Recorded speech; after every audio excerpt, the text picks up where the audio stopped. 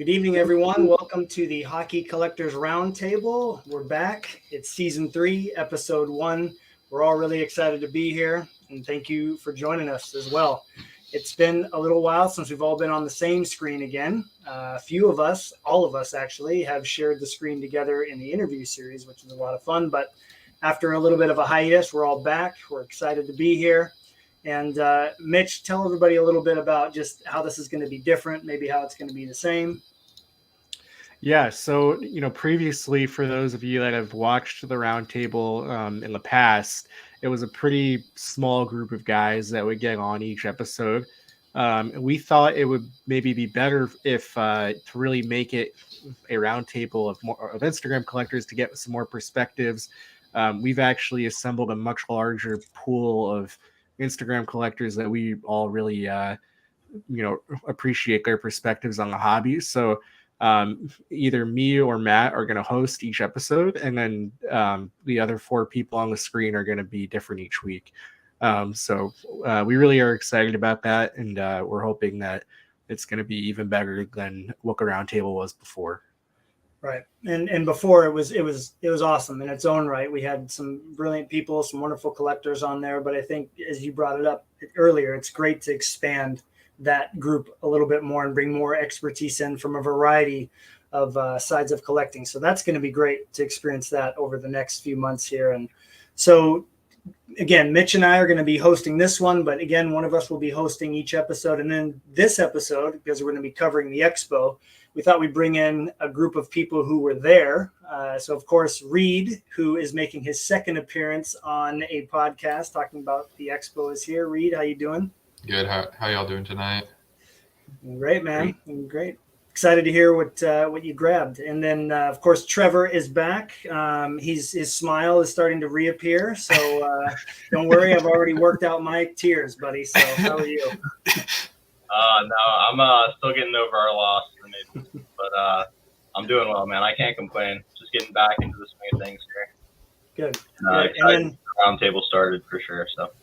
All right. Well, thanks for all your ideas to kind of get this thing off the ground too. We really appreciate that. And it wouldn't be an Expo Roundtable if it wasn't for the master of the dollar box / 50 cent box / $100 box, Kelvin. He's back. Kelvin, how you feeling about the Devils right now, man? Not looking too good, but it's a long series, and hopefully they win the next 4 in a row. Yeah.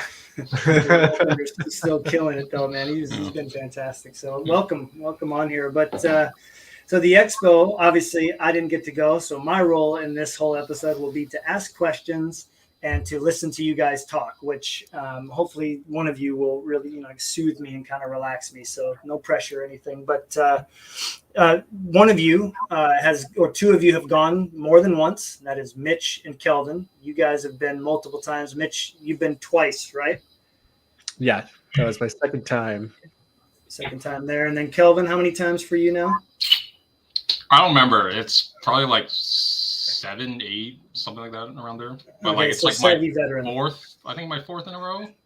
Okay, awesome. And then Reed and Trevor got to go for the first time, which was awesome. And they needed another roommate, and somehow decided that Mitch was the best suitor for that. And I'm really bummed I missed out on all that. But I'm going to start with Mitch and Kelvin, who had been there before. Like, being that you guys have gone many, many other times, how did this stack up with the previous Expo or Expos that you've been to so far?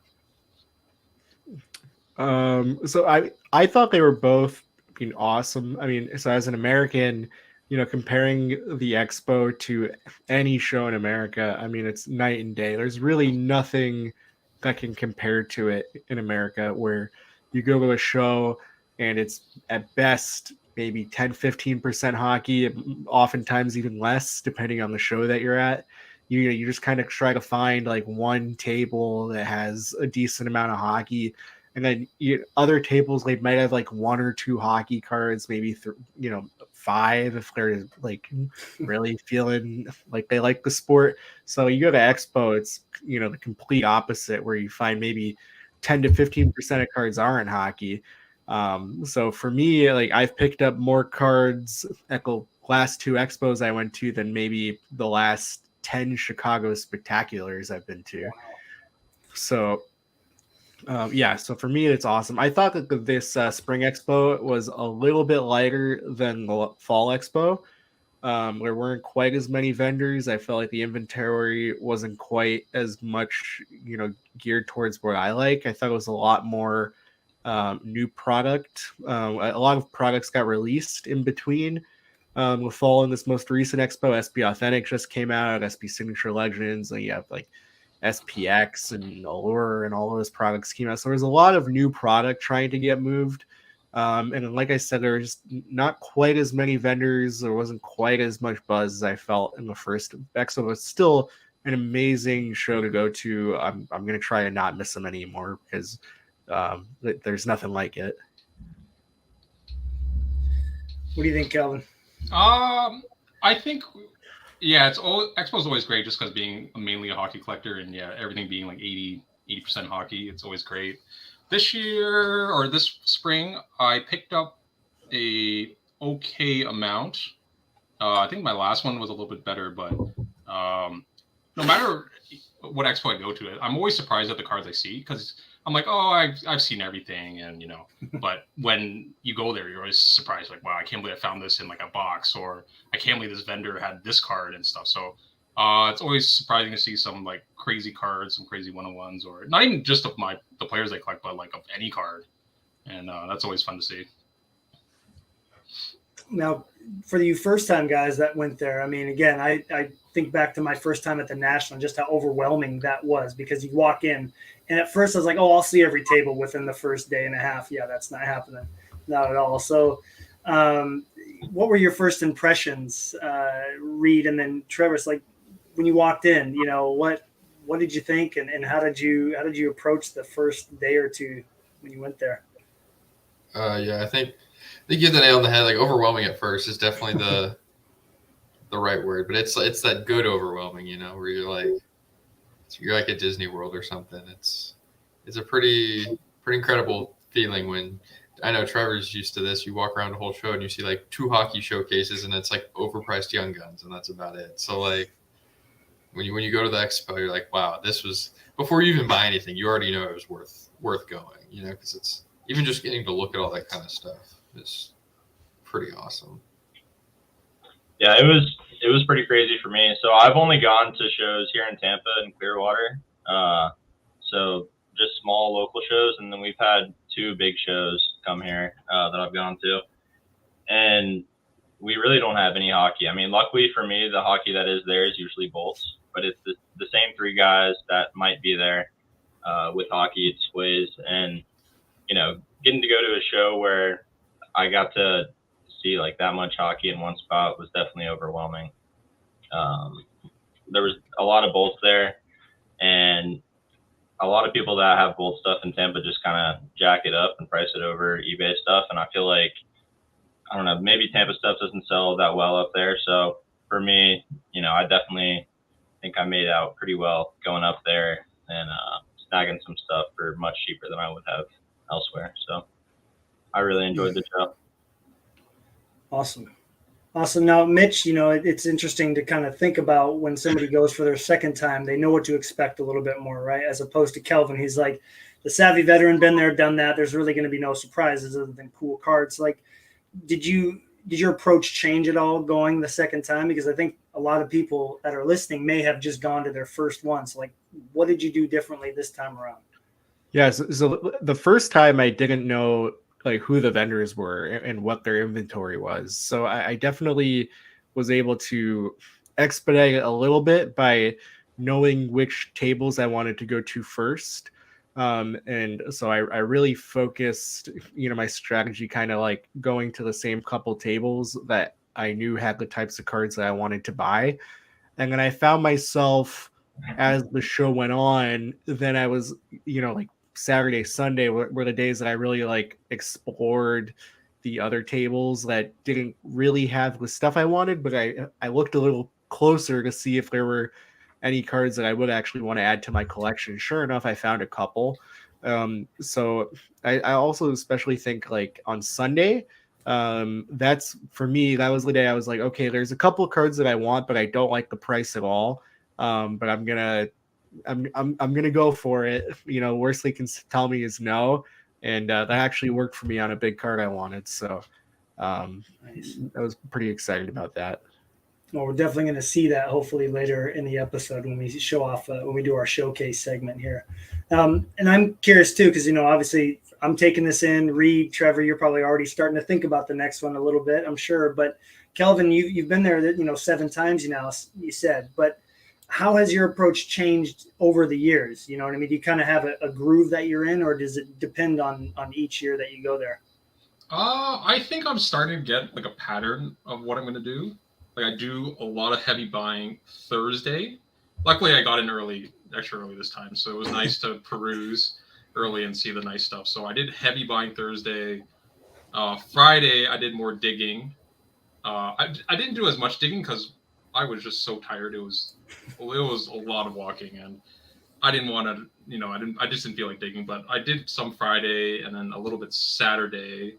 And then I made most of my moves on Saturday, and then anything that, I was kind of on the fence about, then that's the move I made on Sunday. So I think that's my strategy usually, but I mean, you never know what will happen though. Right. Well, and you had the old dealer pass there too. So yeah, nice hookup, right? Is that how you were able to get in there a little bit early? Because the guys said that you were sending them pictures of all this great stuff while they were waiting to get in. Yeah, nice. I did get one, yeah. Awesome, dude. That's great. Reed and Trevor, quick question for both of you. Now that you've been, is there anything that you think you do differently going the next time to maybe keep from burning out or whatever? I would. So basically, I mean, I tried to make quick work at the show. So I feel like Thursday, the little half day that we had, and then all of Friday, I feel like I pretty much hit every table and, scoured most of the bull stuff that was there.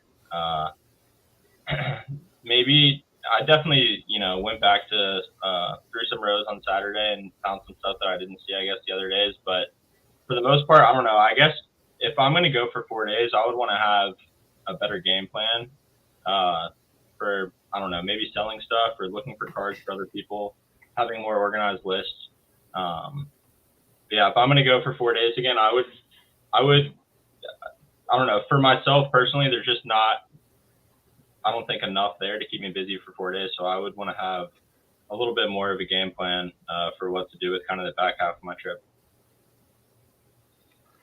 Yeah, and I think for me, kind of like what Kelvin does, when I didn't dig a whole lot, but when I did, I actually had a lot of fun doing it. When you find something you think is really cool in a box, it's like it's an extra layer of excitement than like seeing it in a showcase, I feel like, because it's like you really worked for it, and then you found something you thought was really cool. So like I definitely think I would probably on Thursday, just take advantage of there being like nobody there relatively, because there's a lot less people in the actual event walking around on Thursday, to like be really methodical, try to look at all the showcases. It's easy to get distracted, so like try to stay focused on going up and down every row and making sure you actually hit everything, because I think sometimes you think you're doing that and then you end up skipping tables, and on Saturday you see something like, how did I not see that, And then on either Friday or Saturday, really just commit to digging through value boxes after you've kind of hit the big stuff you want, because I thought the little bit of digging I did was really fun, so I think I probably want to do a little more of that. Kelvin, you and I have talked about this too. After being so many times, sometimes to get the most out of the experience, you have to go through and dig through some boxes just to feel like you're getting the most out of it. Is that how you feel like you are getting something out of it now that you've probably got most of everything that you're looking for?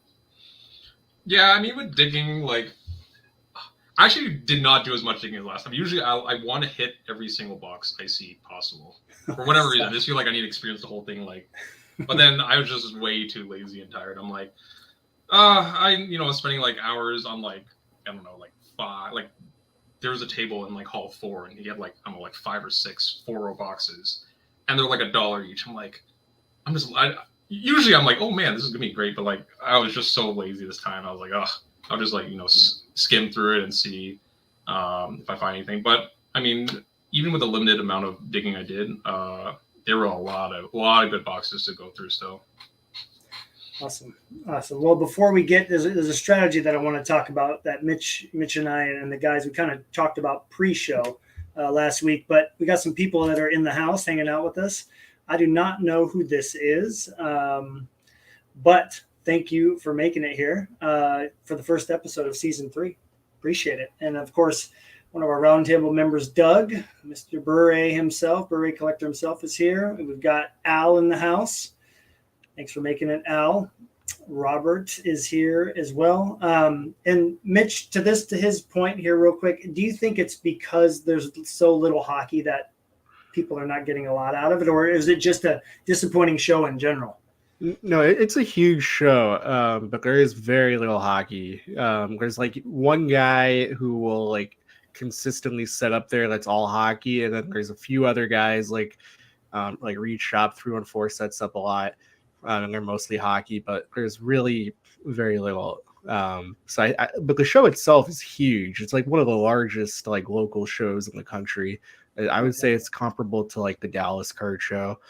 But also Stamatis, that's wraparound cards. Oh, great. Yeah. Okay, awesome. Looking forward to having him on here as well. That's great. Okay.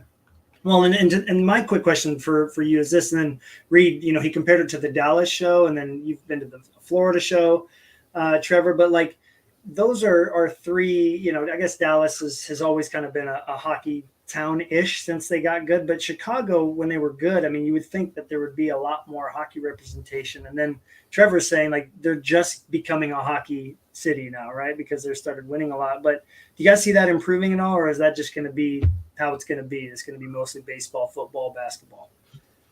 I mean, I think maybe if the Blackhawks get good again, there'll be a little bit of an uptick, but I don't think it'll ever really compete, or unless something really dramatic happens with the popularity of the sport. Okay. Yeah, I would agree. I don't see it changing really at all in Tampa. I think hockey has pretty much gotten as much attention, I feel like the Bolts have, at least here in Tampa, as they can. It would take, like Mitch said, kind of a dramatic change in the popularity of the sport. So I don't know. Maybe the silver lining in the Bolts getting knocked out is that we'll get a Leafs Oilers finals. That would be great. So we'll see. Yeah. That would be nice.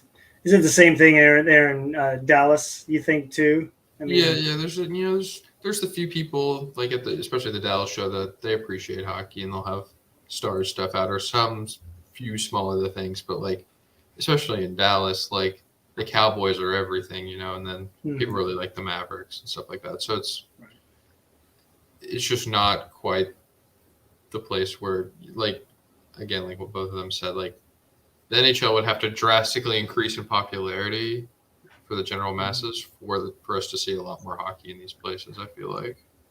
It was funny when I was at the card show there in Washington, there was one hockey table, mostly young guns with some other cool stuff. There were so many people gathering around that table all the time. People were loving it, Yeah. So I mean, I don't know if that's a sign, but Jeff, thanks for making it. Jeff has been here for almost every one of the interview series, last round tables. So appreciate having you here. And then Name's in the house. What's going on, Name? And does anybody know who this is? I feel like I've heard of this person before, but yeah, welcome.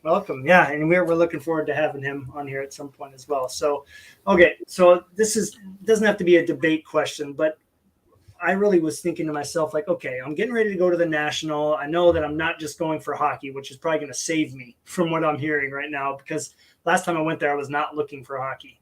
So I probably went right by a Flurry 101, didn't even know it. But seriously, it's like when you're going to these card shows, we were talking about the difference between, do you bring a lot of cash or do you just use PayPal or e-transfer? Is there an advantage to using cash? Because like Mitch is saying, his strategy of waiting till Sunday, waiting for the person to be like, I just want to sell this card. If you flash that cash in front of them, that deal that you're hoping for, and they see it, they can just, boom, there's the cash, it's done. Is that an advantage? So I'm just, whoever wants to take it first, go with it. But is there an advantage to bringing cash with you or not to these big shows? I think 100% there's an advantage. I think we all kind of fumbled the bag there trying to get our cash out and bring cash up to the show. But I did start out the show with some cash on me, and I definitely think it helps. Most dealers, people that set up frequently at those shows, that are running businesses, I guess, for sports cards, they're definitely going to pounce on a cash offer. And I feel like, I don't know, a lot of dealers still did take PayPal. And I would ask most of them up front if they had a strong cash preference. But, some of the dealers that are, I don't know, really just deal sports cards frequently, just kind of trade them nonstop, I think definitely have a strong cash preference from what I saw. Yeah, I think I'd like to piggyback off that too. Like, I think there's kind of like a twofold answer where I think as a whole, a lot of these dealers, especially if it's a official business, will prefer cash for tax reasons. Because how's anybody going to be able to tell what dealings you did in cash versus like if they're a PayPal account and they have to have it as a business account, like all that stuff's tracked. So financially, it helps them a little bit. And I think as far as let's say Thursday, Friday, they're probably going to prefer cash a lot more, so they can use that cash to then pick up other things people bring to the table. Where I feel like maybe on a Saturday and Sunday they'd be more predisposed to accepting a e-transfer PayPal because the show's about to be over. That a lot of that cash is going to get put in their bank account anyway. Yeah, I mean, my experience is that almost everyone prefers cash, but honestly, in terms of whether or not I think I'm going to get a better deal, I honestly don't know if I would agree with that because I do all of my negotiating before payment method is even discussed. I mean, there's the occasional dealer here or there where they'll ask me if it's cash when I make the offer. But for the most part, I'm going back and forth, trying to work out the deal, and it's not being discussed how I'm going to pay for it.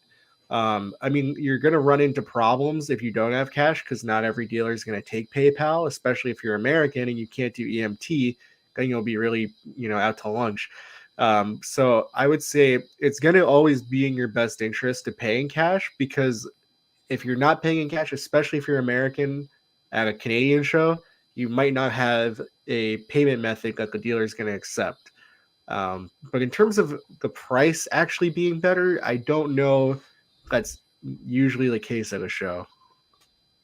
Also, one thing that I saw that I didn't really expect to see was a lot of tables were accepting US dollars, which I didn't think would be a thing really, but it was. So yeah, the US dollar is just stronger.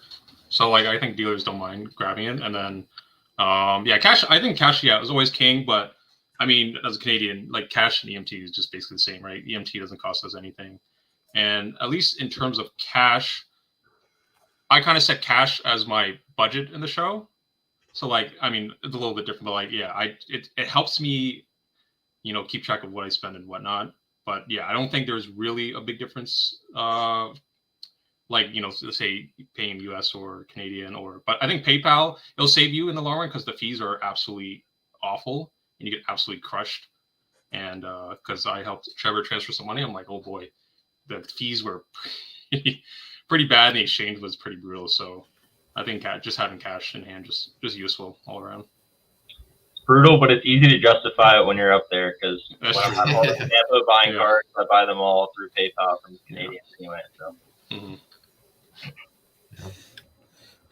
Gotcha. Okay. Well, that's good to think about. I mean, I like what Mitch is talking about here, where the negotiating is all being done before we even talk about how you're going to get it. But Mitch, you said sometimes they'll say, well, is this cash or is it PayPal or e-transfer? I don't know if that's something that you had to do for a card, but when you hear somebody say, oh, is this going to be cash? In your mind, is that, ooh, I could get an even sweeter deal? Or is that doesn't even matter?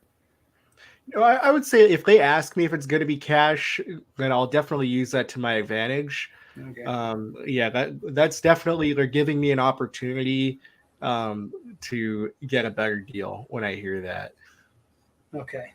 Because in my mind, that's the first thing I thought. I was like, ooh, okay, well, maybe we could shave a little off the top here. I mean, especially if you're buying a shield or something like that, you're already paying a pretty substantial amount or a really nice patch or something that's rare. I mean, maybe you can get a little bit better of a deal. I have one thing that I know I didn't put this on the question list, but I am kind of curious because I think there's people that I've met who are not comfortable negotiating on cards. But I'm curious, we got some first timers, a veteran person who's been to many shows and 2 times at the Expo. How, like, what is your guys' approach to negotiating for a card? Like, you all left with some really nice stuff, and hopefully we can see some of that at least at the end of the show here. But when you come up on a table and your heart skips a beat and you see one of those cards, right? Like, for instance, the Sawchuck Mitch, I can't stop thinking about that card. So that one's going to be on my mind as far as like a card that would make me go, oh my gosh. But do you guys have a specific approach when you come up to a dealer who's got the card? Like, if I'm going to the Expo next year and the triple auto, my number one want, is sitting at a table, and I'm like, frothing at the mouth to get this card, what's the approach? What's your guys' opinion on that? Like, how do you go after something like this without, playing your hand, I guess, too much? Yeah, I mean, I would say you gotta bluff. You gotta act like you don't care at all. I mean, these are all like, I'm literally a professional negotiator, like at work. Like, that's what I do for a living. So I do honestly utilize a lot of my strategies that I use at work when I'm negotiating for cards. I don't try to like advertise that I'm doing that, because I think people would be pretty defensive when they're working out a deal with me. But definitely, yeah, if there's a card I really want, I try to not sound desperate for it unless I can kind of use that desperation on a card where I think they're not going to give me the card. Where I can be like, oh, like this card would mean the world to me. But like only if I think I'm not going to have an opportunity to get the card. But otherwise, I almost never pay full sticker. The only reason I would just, as they say, like slam to buy it now, like that's like the online version of it. Like there was a card that I bought at this expo and I paid full price for because it was the jersey number Chris Pronger all-time Future Watch card. And his ask was the same as comps for the card that were not jersey numbered. So I figured he might not have noticed that the card was jersey numbered. So I didn't want him to, look at the card and like inspect it as we're negotiating for it. So I just said, yeah, I'll take it because the price was fair. And I thought that if maybe he noticed, then maybe he would be like, oh, actually, I don't want to sell this. But otherwise, it never usually hurts to offer unless you're going, like 50%, then they'll get mad at you and then you can just screw yourself out of getting the card. Yeah. Trevor, go ahead, Reed. I was just saying, I agree. Like, I think it's pretty common knowledge that pretty much every dealer stickers their cards higher than what they're willing to sell it for, right? So like, unless it's like Mitch said, like you don't even want them to like think about the card where you think they've missed something about it, there's always going to be some room, at least a little bit, for you to get off that sticker price. Like sometimes depending on the card, it might not be that much, but there's almost always some room off of that sticker price. So, yeah, I mean, I completely agree. Now, I wanted to make sure Trevor had some input here. You bought some substantial cards while you were there. Was that something you were thinking about going into this? Like, you knew there was a chance you'd probably find something that big, but negotiating a price on something that big, is that something that you were working on, or you knew that you could do going into this expo? Well, yeah. So a couple months back when I kind of decided, when Mitch and Reed and the guys convinced me to make the trip up to the expo, I started messaging people right away that, had cards that I was just a little bit off on, but we were pretty close and negotiating. And I just started asking, hey, would a cash offer change this at all? So I started, playing that game pretty early on, and I think it definitely helped me. But I would say I kind of use the same strategy as Mitch a little bit. I try not to play my hand right away. I think another strategy, if there's a card that you really like that you see, there's always room off the sticker. I think, at least 9 times out of 10. But I think it's smart if it's a card that you really want, like a shield or something. I think it's smart to make a strong offer right off the bat to let them know you're serious and don't come in at 50% a sticker unless it's egregiously overpriced or something. But yeah, I think trying not to play your hand too early, and then just kind of, coming in with a strong offer off the bat to let them know that you're a serious buyer is also important. And typically, I think most of my deals, I would come out, right away with a strong offer, and then we'd be basically like within $100 on, some of the bigger stuff. So, yeah, nothing too complicated, but yeah, those strategies, I guess, helped me a little bit. Yeah, I think for me, I did a bad strategy because there's a card I really wanted, and I like check up on the card every so often to make sure it's still there, which you probably should not do. But I mean, the guy was nice enough that eventually he accepted one of my offers in the other day. But I think if you see a card that you really like and at a good price on Thursday, I think you should definitely go for it. Like if you're off by, I think the important thing is if you're off by, I don't know, say like give or take like $50 or less, I think you should just go for it because this is if a card that you really want, right? And because if you're only up by that little and you just walk away from it, and when you go back to it, like an hour or so and it's gone, I think the feeling of you missing the card is like way worse than you overpaying like $50 or $40 or something like that, right? So I think my strategy is always, yeah, do the heavy buying on Thursday. And then when negotiating, yeah, if I'm off on the sticker and we don't agree to price, I think it's okay to wait until later on to the show, like a Saturday or Sunday, because I don't. I mean, if I don't think anyone's crazy enough to, pay sticker or close to it, I'd be like, okay, maybe wait till Sunday. He doesn't want to carry back the inventory. Maybe you can make a decently strong offer to what you think it is and make a move from there. I think you pointed out like a important like separator where if the card is stickered way higher than you think it should be worth, you definitely have some time to kind of just let it sit and kind of circle back to it.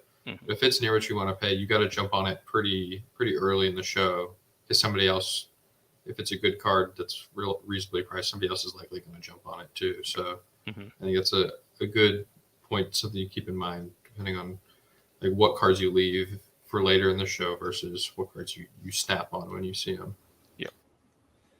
That's always nice, isn't it? When there's a card that you want, but then on eBay, for instance, it goes for way more than you're willing to pay for in the first place. You're like, oh, okay, that's fine. Never mind. Wasn't going to get it anyway. I feel like it's one of those deals, but there's not a worse feeling, not as a person not going to a show, but on eBay when you maybe you did only lose by $50 or less, or on like a buy it now, you were $50 off and somebody comes and scoops it. Yeah, that's happened to all of us, I think. So it's not a good feeling, but great pieces of advice. And yeah, thanks for sharing those things. Good for all of us to think about. Well, before we get to our top additions each, I think I have top 5 on here. I don't know if everybody's got 5 cards out or 3 or a few that they want to show, but I got one just opinion question to throw at you guys to end this here. Having been to many expos or just one or a couple, as a collector, from a collector's point of view, is there anything that can be changed about the experience that you guys all had there that could make it better?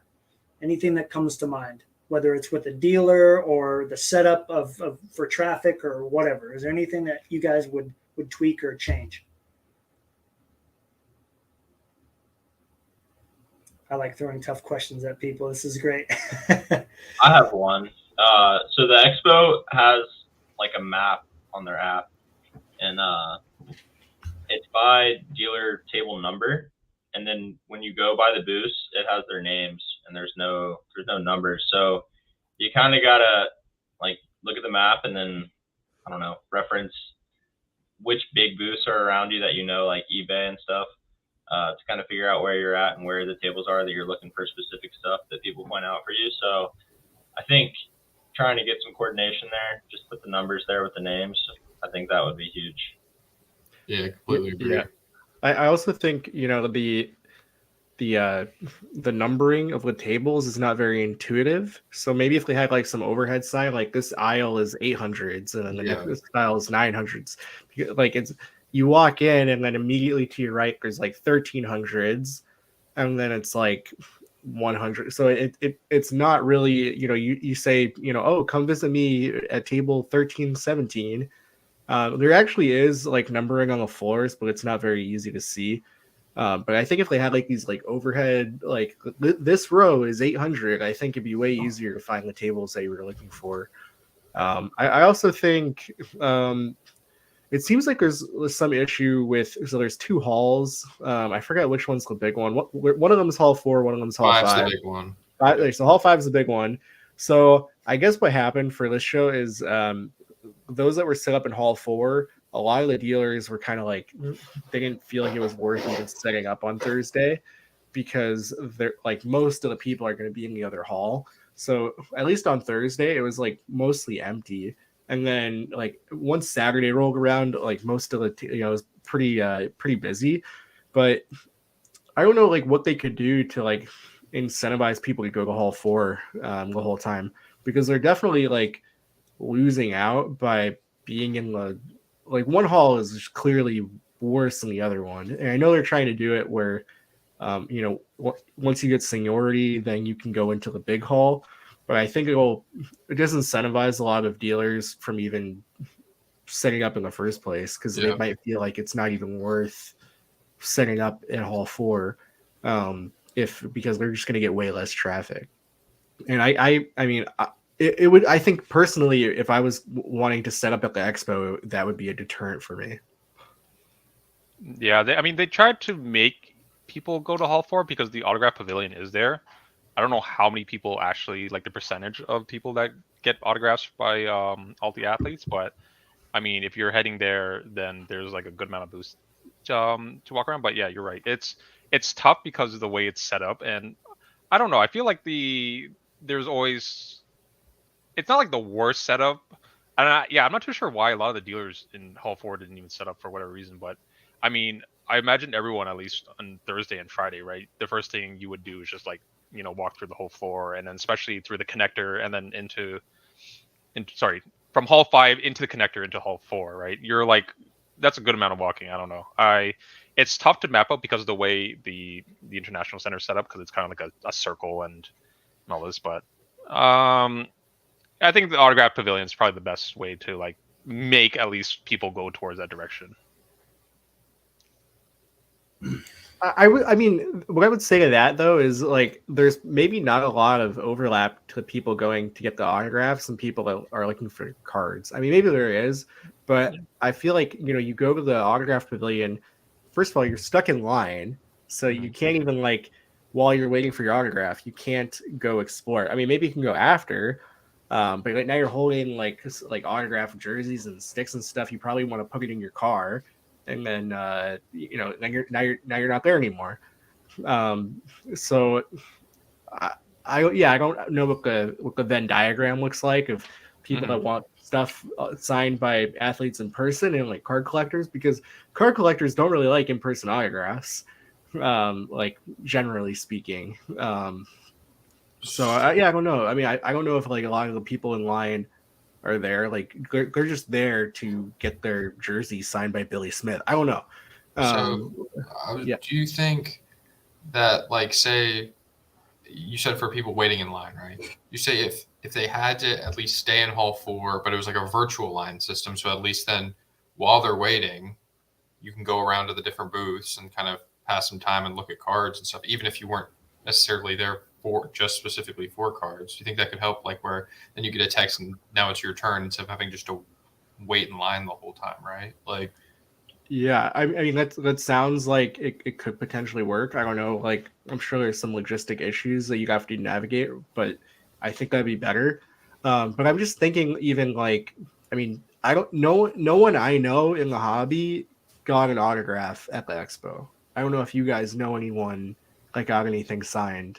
yeah, I mean, like if it was the other expo and like Hoshik was there, maybe I would have thought about getting something, right? Like, I just don't. For me, none of the athletes there were very interesting to me. But I think that just kind of like depends show by show, right? Like, but do you even know anyone that got anything signed? Personally, no, yeah, like to that yeah. point. Right? So I feel like maybe the overlap isn't really there. I mean, maybe, I don't know.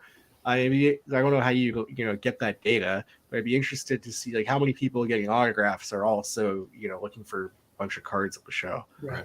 I don't know. Interesting. Interesting. I mean, this is great for me, for somebody who hasn't been there yet, you know, who's kind of game planning for all this. But all right, interesting. Yeah, the digital line or like virtual line thing was the first thing that came to my mind. Reed, I was like, yeah, that seems like a no brainer. You know, you let people explore, and maybe not it's your turn, but like 5 minutes. This is your 5 minute warning. If you're here, great. If you missed your spot, you missed your spot. That's it. So, yeah, definitely an idea that they could try. Couple of things here. I want to go to Al's first. So yeah, this and Mitch and I have joked about this too. I called them the Blackhawks his team, but you know, my bad on that again. But where you live, that team. But that could be interesting. I mean, I think we could all agree that would be a pretty fascinating place for him to end up, and you know, bring some popularity to the U.S. with the sport. And then Robert says that as well, and yeah, that's geez. You know, basketball and football is a whole new market for sure. I mean, I dabble in it, but it's a lot more wild than hockey. But we were all joking. Imagine what Bedard's young gun's going to go for out the gate, especially if it comes out and he's already played a few games and done well. Holy moly! Yeah. Even though I'm not a Blackhawks fan, I would definitely go to way more Blackhawks games if Bedard went to Chicago. Yeah, you'd have to just to see him play. I mean, like Al says, I mean, possibly a generational player. I think more of us agree than not that he's a very special talent, and I just think it'd be hilarious but awesome for him to go to Arizona. But you know, that's just me. Kelvin wants that as well. I can tell. I definitely had to put this up here. I know you saw that already. I'm already like, I want to see this. I either when I'm at the National, if there's like a big Justin Jefferson card, I'm like, Mitch, come on, come help me get a good deal on this, man. Meet me at table 715. I need some help. It's a color blast, dude. Like, I want to see it in person. That would be great. It's very subtle.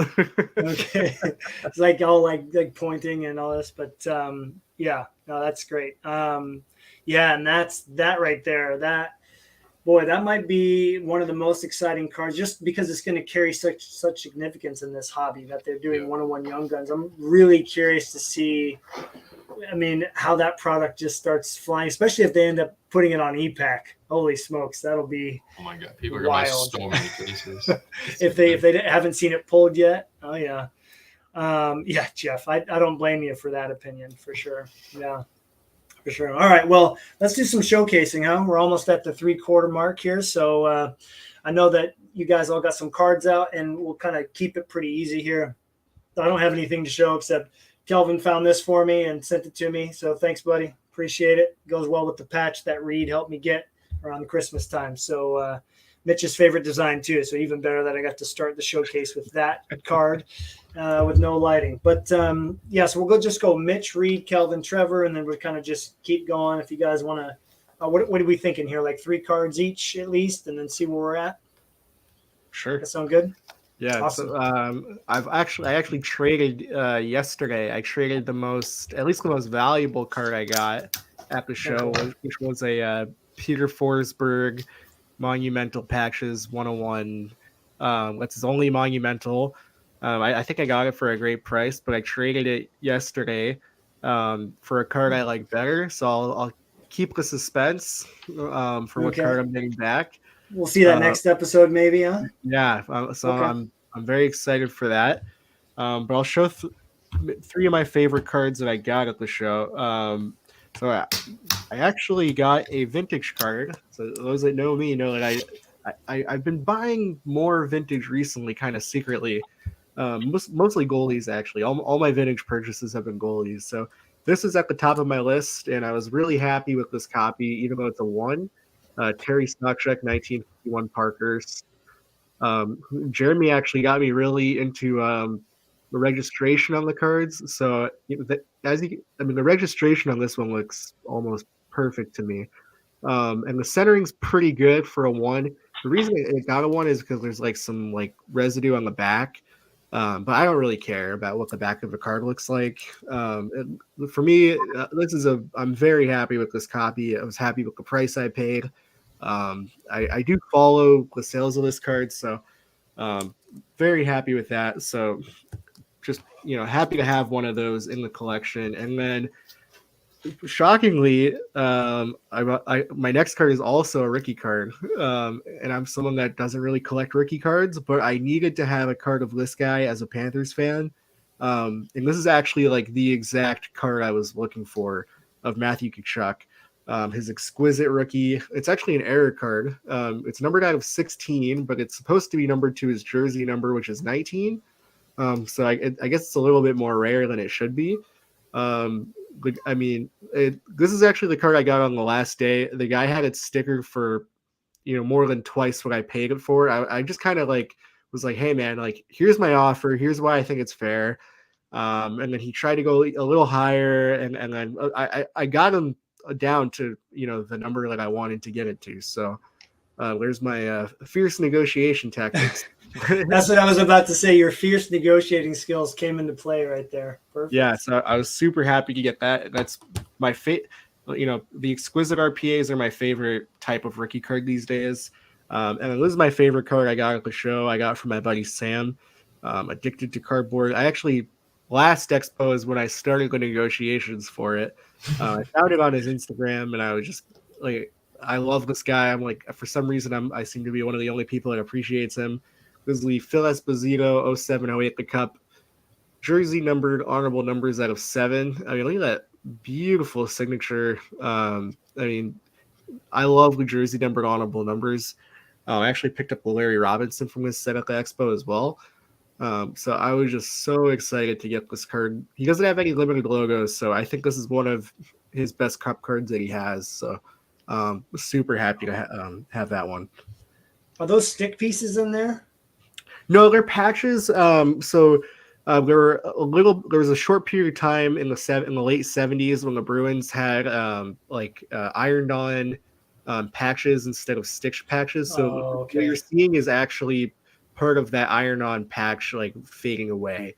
Right. So there aren't too many jerseys where you're gonna find that, but there were a few, and they got that one for the Phil Esposito that year. Yeah, I honestly thought it was a sticks stick too. Yeah, we were all thinking that. Yeah. Yeah, his Cup Titleist cards look like that too.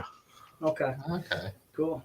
Nice. Those are great, man. Those are fantastic. Well, there's one I didn't see, but you stuck to 3, so that's probably why. I mean, I'm privy to the other one that you showed me before we did this episode. So those are awesome. Though the Tkachuk is probably my favorite because exquisite. Their designs are just, no matter what the card is, they always look so nice. So awesome, very good. All right, Reed, your purchases got you on to Jeremy Lee's show. So these are going to be pretty impressive. Well, yeah, only one of them got me onto a show, So. Oh, right. Sorry, that's right. I had 6 out. I'm gonna cheat a little and do 4. Sorry, but first one I got. He's actually been having a pretty good playoffs for us. 3 assists last night. The Max Domi Ultimate Rookie Shield. The price it was at for how skilled of a player he is, I was just like, it just seemed like a no-brainer to me. People argue the Ultimate Rookie Shield is a rookie's best card, period. So to get Max Domi's best card for what I paid, I was more than happy to after he had like a 60-point season this year. Seemed more than reasonable. Got that from Grant, GP Sports Cards, his booth, Total Sports. Next, I got this from Jeff's Card Collection on Instagram, one of Mitch's good buddies. This beautiful Hayskin and Cup RPA. That patch might be the best one I've seen. It's number 3. It's almost jersey number. And Jeff actually has the video of this getting pulled, so none of that patch swap shenanigans happening. So it's always nice to know when you have a nasty patch exactly where it came from. It's another little layer of peace of mind. And then the last two I have to show are, my main PC J-Rob. I got 2 gold Cup RPAs. The first one I had made the deal beforehand and then just agreed to pick it up at the Expo, kind of save us on shipping, worrying about mail, insurance, all that kind of stuff. This is the best patch I've seen. My guess is it's going to be top patch for the Gold Cup RPAs, but only time will tell about that. From right at the center of the D, kind of part of the patch they generally save for the 1-of-1, so that one was pretty exciting. And then the one that I told the story in Jeremy's show, won't bore everyone with the details here, but it is, if you can see it, it's the jersey number Gold Cup RPA. I'm all about the jersey number, and especially on these high tier cards. I think it's a massive addition to how cool a card is. So I was super, super excited to pick that up. Definitely. I mean, everyone here saw me like absolutely losing it when I was working on trying to pick that one up. Like, I think everyone can kind of relate at least a little bit when you see that card that you want more than anything. You're gonna. It's why we're in this hobby, you know, that feeling of just like pure excitement, and you need to pick that thing up. So those are definitely my 4 favorites. I had some other ones I really liked, but I won't hog the spotlight too much. I'll pass it over to Kelvin. Sorry to make you guys follow that up after Mitch and Reed. So good luck. But Trevor will do fine. Yeah, that's true. We're gonna Kelvin. Why don't we end with Trevor? Yeah, you can go next, Kelvin. Yeah. My pickups are much lighter, but I got this from Mitchy Boy. Got the limited logos. And then number 2, I will go with the 1213 Cracked Ice Prism out of 10, the limited edition one. And then I think my favorite pickup will be from 1011 Score. It's the buyback rookie autograph. And it is numbered 1 of 5. And I've been looking for this card for a very long time, so very happy to land this one. Where did that come from, dude? Yeah, I agree. How did that manifest? Because that's been like the ultimate want list card for you for a long time. How did you track it down? Okay, so there's one that's been at the Expo for I think the past like 2 shows, and he has a sticker at like 2,500. I'm like, I'm probably never gonna own this card. And I think that the guy's table was called Pete's Cards, and I saw the card. It was stickered a little bit high. I was like, but it was way less than 2,500. So I'm like, okay, this is somewhat reasonable. I can do this. And I thought about it for a while. All the guys were around me. I've just been thinking about this card nonstop. I'm like, oh god, I really need this card, but like, do I want to pay that much for it to let it go? And he initially had it for like, so the sticker was 800. He's like, okay, I'll give it to you for 600 cash or 800 trade. I'm like, I mean, obviously I do the cash. I'm like, oh, that's a lot of money. So I just pondered about it for a long time until I think it was near the end of Saturday. I was like, okay, the best I can do is 500. And he's like, for you, I'll do it. I'm like, oh my god. I've been stressing over this for like the entire show, so it felt so nice to like just like secure. Yes. I'm like, thank God. So yeah, we were walking around and that was like the most excited I'd ever heard Kelvin. Me and him walked up to the table and he's like, oh my god, they have this. And then he taught the guy, like the dealer, about the card because I think he thought it was like 1213 and you told him it was 1011. Yeah. Mm-hmm. And I think at that moment he kind of knew that like you were a pretty diehard collector. Yeah. You knew more about the card than he did, you know? So I think that probably helped your case a little bit as well. Yeah, it did. And then I checked on the card a lot, which is probably not the best idea because he probably knew I really wanted it, but I was like, I that's how I knew. I was like, okay, I had to leave this card. There's no other way. Right. Oh, definitely. I think we all know that feeling quite well. You know, that card that you can't stop thinking about since you've seen it for the first time. And Robert did say this, Mitch, about the graded card. And I think we all agreed on that when we were showing cards off. Kind of, I was asking you guys how your trip was, and you showed me that, and I was like, dude, who cares about the back, man? The front looks awesome. And so the IPO of that vintage card is amazing. So, yep. Absolutely. Okay, well, I guess we're out of time now, guys. It was nice having you on. And all right, Trevor, let's end it with a bang here, dude. All right, so the first one I'll show is the second card I got that was unplanned at the show. So I actually got this off of Jeremy. I did not expect to see any of these at the show. And Hedman is actually the one current Bolt player that I would like a shield up, or I would have liked a shield up going into the show that I didn't have. So it was a pleasant surprise. One of them that was on the show floor has been on eBay for a while. It was very overpriced. And then I saw 2 there that I did not expect to see. So this is one. This is their dual shield. So this is the backside. It's Tyler Myers. And then the next day, Jeremy actually told me about another one there. I thought it was the Lidstrom that he was talking about that was on eBay, and it wasn't. So he pointed me in the direction of this one right here. It's the Evander Kane. He's on the front, and Hedman's on the back. The autos are very bold on this one, but Hedman is on the back. So honestly, I think I like them about equally. It's tough to kind of decide which one I like more out of those two. But so I'm going to do 4 as well, by the way, similar to Reed. But the next one is a huge step up, in my opinion. So Steven Stamkos's Young Guns High Gloss. So the lowest serial number version, obviously, of Young Guns for now until this upcoming year when they do a 1-on-1. But that's, in my opinion, I mean, this is one of the best, Bolts rookie cards ever. It's probably Tampa's most iconic rookie card, and to have the lowest serial number version parallel is huge for me for sure. And then my favorite of them all, I was not expecting to come home with this one. I asked the owner of this card to bring it up to the Expo, but we did not have a deal in place. So this is Nikita Kucherov's first Shield. He didn't have any autos or any patches his first 2 years in products. So this came his 3rd year. It was actually in 2016-17 Cup as an update from 15-16, and it's his first Shield, and it was his first year of patches and autos, like I said, period. So probably his best patch auto card ever, I would think. I mean, best of either, but I don't know. It's a huge card, and to have it in BGS 9.5 just kind of adds to it. I couldn't be happier to bring this one home for sure. So definitely awesome. Had a good expo for sure. Yeah, for sure. Being that I'm did not go, I'm going to use my request card and ask Mitch to show a booklet card. I do want to see this live if you have it next to you. Do you know which one I'm talking about? Do you have it out?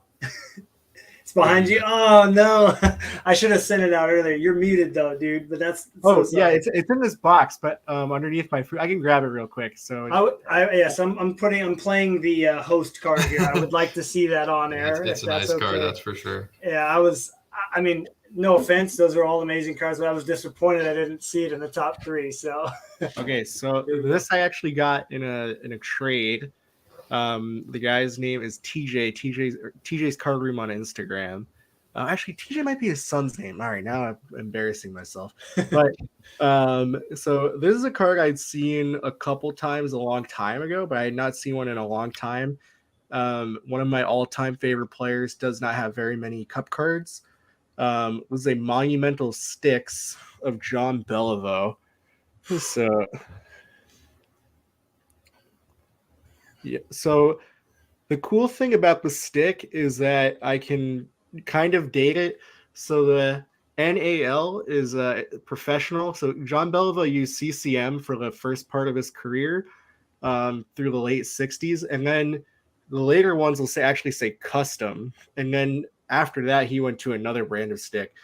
So this should be a fairly early, probably not 50s, but most likely like early 60s Beliveau. So for me, I think it's cooler when it's like a little earlier, like more in their prime of their career. You can kind of have a rough idea of when they use the stick. So for those that saw my Terry Sawchuk that I got off Jeremy last expo, I was kind of able to date that one too. So this is to me a beautiful card. They got the full body, like right next to the stick pieces. You can the full isn't super obvious. I think it's a beautiful card. I wish they did more of these, more stick cards in general. Besides the stick and move that has like from the last couple, that's like the smallest stick piece I've ever seen. But yeah, I love this card, and it's such a big piece of stick, so it's like a piece of history. So very happy with it. Well, I know you don't display your cards, but if you were forced to pick 30 or 40 to put on display, that one would be an easy choice. You know what I mean? It's just those are the type of cards. Obviously, the patch autos, we love them all. But something that's got that extra bit of history to it, that's I think that's why I like the Sawchuk so much. Being a goalie fan, that you were able to figure out where it came from. I think that kind of stuff just adds that extra little bit that makes it special. So Yeah, it would be great to see him do more of those, for sure. But that's maybe for another episode. Well, guys, those were incredible. I mean, geez, I wish you could have been there to experience Kelvin seeing that want list card after all those years and get it for a good price and see all you guys picking up those cards. I think that is something that I'm looking forward to with the Nationals, hoping to see some of you there and watch somebody find something that they really want. I think that's just as exciting as finding something for yourself. So that was great. Did anybody convince anybody to pick up anything that they showed just now? Like, did anybody was Reed able to like push someone over the edge to make them buy it, or did everybody pretty much have a game plan going in? Because I always think that's kind of funny, because for me, when I bought that big A-Rod, I know Greg was like, Matt, you cannot leave without this card. So go think about it and come back and figure out what to do. And so I left and came back and traded in cash and left the card. So did anybody do that while you guys were at the Expo? Yeah, I think a few. I think honestly don't remember if it was Reed or Trevor but I mean, Matt Shang had this Mark Messier All-Star royalty at his table for a while. He had it the last show. I thought his price was too high. We're like, just go over there and offer. And then he actually took my offer. He usually doesn't go much lower than his sticker, so I was surprised. So I was very happy to get this one. I actually picked up 5 cards from this set, which is kind of crazy. I'm gonna cheat again. I'm gonna show one more card. Kelvin definitely told me, like, nudged me to get this card, this Martin Brodeur. I actually owned this card over a decade ago, and I was convinced I would never own it again.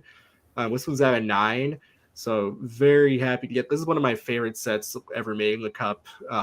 So super stoked to get the Brodeur back in the PC. Awesome, that's great. Yeah, I'm surprised Kelvin didn't buy it first, and then make you trade something even better for it. So that would have been a good strategy. I saw it first, but I know he's going for the set. I was like, all right, I'll let him have this one. Right. That's good. That's awesome. A few comments here. So we've got, the high glass. I mean, a high glass Young Guns is, I was just excited to find a Leland Irving Young Gun, because at that point they're so old to find the high gloss. How many times have they exchanged hands? It's almost impossible to find it. So that was awesome to see that. Yeah, exactly. Right. I mean, every time I see and hear about these cards, it's just like, all right, why am I not there? Yep. Agreed. I remember one of my first chats with Kelvin, he talked about that card, and I'm like, out of 5, I'm like, geez, okay. This gives me hope that the Flawless Diamond's going to show up someday, Kelvin. So thank you for that. That's awesome. And that you bought an auto. I'm pretty impressed with that. Frank, what's going on? Everybody's doing awesome. Everybody's enjoying their cards. That's for sure. Yes, I agree on this. That got some. See, aren't you glad that I pulled the host card out and made you show? Yeah, wow. That card is, geez. There's something about it though, man. Those vintage game used pieces are just, there's something about them, man. The history side of us. I think we all have an appreciation for that. And even though we don't collect those, I think we would all love to have something like that in our collection of maybe our favorite team or any goalie or something. Yes. Purdue, sweet. Yep. And if I'm correct, Mitch, as you told me, that's numbered to how many All-Star games he had been in at that point when that card was made. Is that why it's at a 9? Yeah. So it came out in 2007-8. Weirdly, Upper Deck wasn't consistent across the board making that set in terms of the numbering. So some of them, it's how many times they were selected to a game, and then some of them, it's how many they actually played in. And then, there's a number of players in the set that actually have multiple cards for like different teams that they were in All-Star games for. So it's not the most consistent in terms of numbering, but I mean, they're all very rare. The most like common card is the Gordie Howe at a 23. So most, like, half are like out of 4 or less.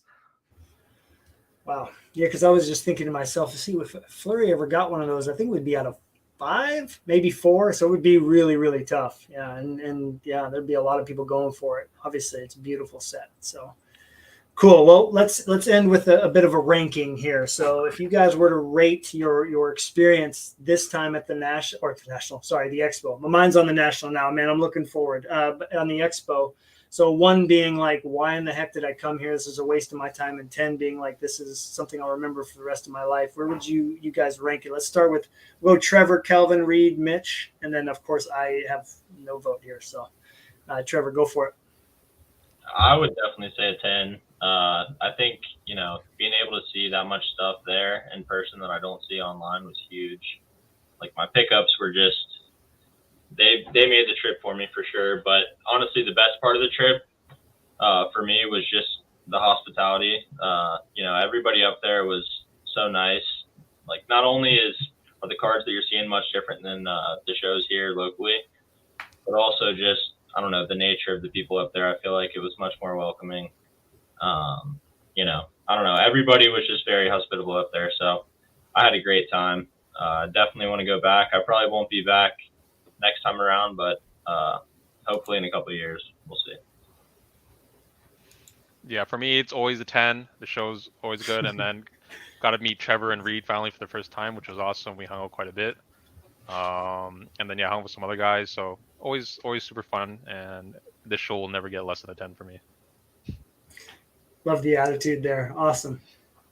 Yeah, I mean, for me, definitely a 10. I always say that, my favorite part of sports cards is it's been like the people I've met and just getting to hang out with Mitch again, meeting Kelvin and Trevor in person, making connections with Sam and Jeremy and all these other people, meeting Grant face to face, seeing Stefan again. Like it's just so much fun just to meet all these people, and had a great time with like Saturday night with Mitch, Kelvin, Alex, and Trevor. That was a blast. Like it was, and then throw on top getting to see a bunch of cool cards and picking up a bunch of cool cards as well. Just spending 4 days looking at and talking about your favorite thing, like no way it can get under a 10 for sure. Yeah, it was amazing. Nice.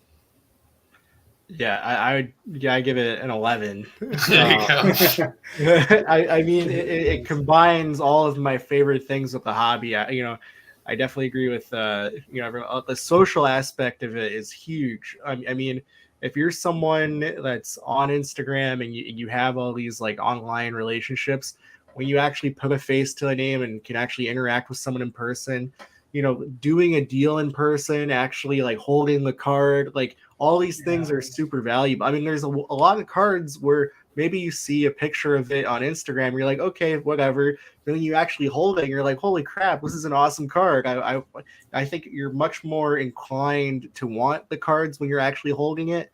I mean, for me, being in the States where there's so little hockey, it's to me like now that I've had a taste of it, I feel like it's can't miss. I'm so happy, like I finally convinced myself to go last year. It's such an amazing experience, and all the relationships that I've built, that I kind of am able to like rekindle each time I go now. That's huge for me. Hopefully, I'll make this a habit. I think the coolest thing is all you guys were going for completely different cards for the most part. Your approaches were similar, but also different, right? Your goals were probably all different, but yet you all had an amazing time. I think that speaks for itself of how impressive and important this show is for the community and for collectors. And every time we talk about it, it makes me more and more anxious to go in a good way. And so hopefully I can make it work next time around. And can't wait to meet some of you guys in person. I'm excited, obviously, for the National because I know Mitch will definitely be there. It's in his hometown. So, again, Mitch, your negotiating skills, I might pay you for those. So maybe we can figure that out. But can't wait to meet all you guys and hear more about what's. Yeah, exactly. See, I agree. I have that exact. Gotta go. Like, why am I not going? Yeah. If you collect mainly hockey, you have to go. You have to go out of your way to go to this show. It is absolutely necessary to at least go once. Do like what Trevor did. Just make it worth it. If you can't go like every time, just make it worth it when you go. So you. Although Jeremy doesn't agree in waiting 2 years, so you might have to. You might get peer pressured into returning next year. So watch out for that. Isn't the Toronto one every 6 months? Is that right? Yeah. Yeah. I don't know. I don't want to make a habit of going every single time. I mean, I would love to be there every time, but I feel like my wife would kill me if I went every single time. Maybe once a year. Yeah, it's good to set the expectations correct too, you know. And I think you guys didn't say too much about this, but I don't think Trevor went there expecting to find Tampa Bay Shields. I don't think Reed, you expected to find another gold RPA, or Kelvin, the Brodeur, or Mitch, any of those amazing cards that you found. Nobody went there expecting to find any of that, and yet you still had an amazing time. I think that's also important, you know, just going there, just seeing how it goes. You know, you can't place any expectations on having that much fun. So, yeah, awesome. Yes, I agree. If that's, you know, that might have to be it. Have to be it. So, any final thoughts from anybody before we sign off on episode 1 here and head off to next week? I'm just I'm excited we're back doing this. So we're gonna have to figure out a way to figure out what the topic will be each week. We need a system for that, so we can preview it at the end of the episode type thing. Yeah, for sure. Well, Mitch, you came up with this idea. So how often are we going to be doing this, and what time can people expect to come watch us? Yeah, so the plan is it'll be every Wednesday at 9 o'clock Eastern or 6 o'clock Pacific. And then the idea is, you know, each week there'll be either me or Matt hosting, and then 4 new collectors each week. And then there'll be a theme that everyone will know about before the episode starts, and the whole episode will be focused on whatever that topic is. So we need to figure out what next week's episode is, and then hopefully next week we can preview it so people have something to look forward to each week.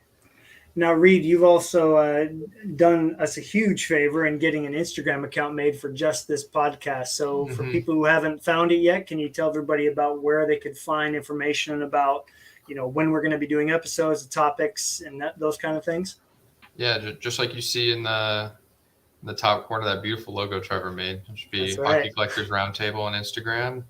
We're going to be posting the previews of each episode, maybe for some clips from the previous episode, give people a little taste of what they missed, and maybe get them enticed to go watch the full episode if they haven't. And then maybe we'll do some story interactions as well, what people want to see on the next episode, if they have any questions or topics they want people to cover, you know, polls about what their favorite design of a certain type of card is, like a Young Gun or a Future Watch, maybe, kind of like I've done before on my page. Yeah, those are awesome. Those are really fun. And Trevor, you and I are going to be kind of collaborating on some clips here too. So we're going to be posting those in between episodes, right? That's kind of the plan that people can expect. Yep, our Instagram page will definitely have some clips from each episode, you know, and it'll also preview each topic beforehand, like we said. So should definitely worth a follow there. And Kelvin, as somebody who's kind of a guest and a fan of this, I mean, what is something that you would enjoy seeing on the account that people can also look forward to? That way we can look forward to, or try our best to bring that to everybody that's excited about this. Well, I actually really, the new format sounds really great, because it'll be cool to see. Well, you made that group where, you know, all the future guests are, you know, that are able to come. It'll be really cool to see all the different opinions, because usually it's just like, you know, a group of like 8 of us, 7, 8 of us. Usually. So now that there's going to be a larger pool of people, it's going to be really cool to see the variety of topics with the variety amount of collectors on there. So looking forward to that. Awesome.